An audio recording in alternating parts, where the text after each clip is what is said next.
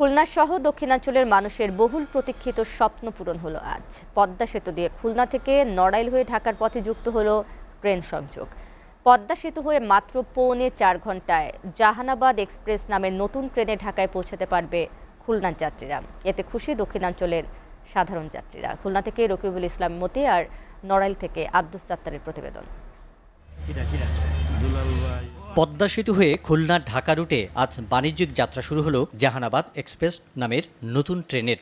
খুলনার স্টেশন ছেড়ে ট্রেনটি ফরিদপুরের ভাঙ্গা স্টেশন হয়ে ঢাকায় পৌঁছায়। খুলনা থেকে রেলপথে যমুনা সেতু হয়ে ঢাকার দূরত্ব 376 কিলোমিটার। নতুন এই রেলপথে দূরত্ব কমেছে 177 কিলোমিটার। মাত্র 4.25 ঘন্টায় ঢাকায় পৌঁছায় ট্রেনটি। এত অল্প সময়ে ঢাকায় পৌঁছানোর সুযোগ পাওয়ায় অনেক আনন্দিত যাত্রীরা। তো কম সময়ে আমরা ঢাকা যাব, এটা আমাদের জাস্ট একটা স্বপ্ন ছিল। আমরা খুব আনন্দ পাচ্ছি, ট্রেনে যেতে খুব সুবিধা, ট্রেন জার্নিটা ভালো।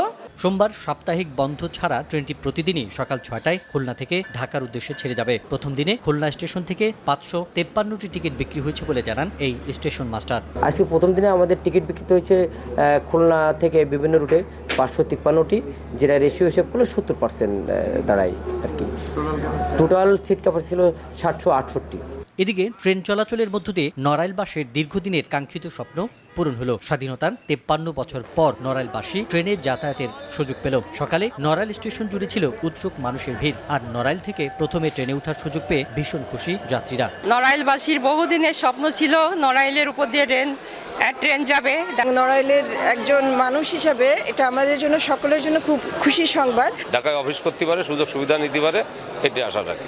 নড়াইল স্টেশনের প্রথম স্টেশন মাস্টার হিসেবে দায়িত্ব পালন করতে পেরে খুশি এই কর্মকর্তা। ট্রেনের সুনাম অব্যাহত রাখতে নিরলসভাবে সেবা দিতে চান তিনি। জনতার ভিতর যে একটা উত্তেজনা দেখতে পেরেছেন, সবার মুখে হাসি, কারণ নড়াইল বুকে প্রথম রেল চললো। আর আমোদ তো খুব হ্যাপি জনগণকে সেবা দিতে পেরে।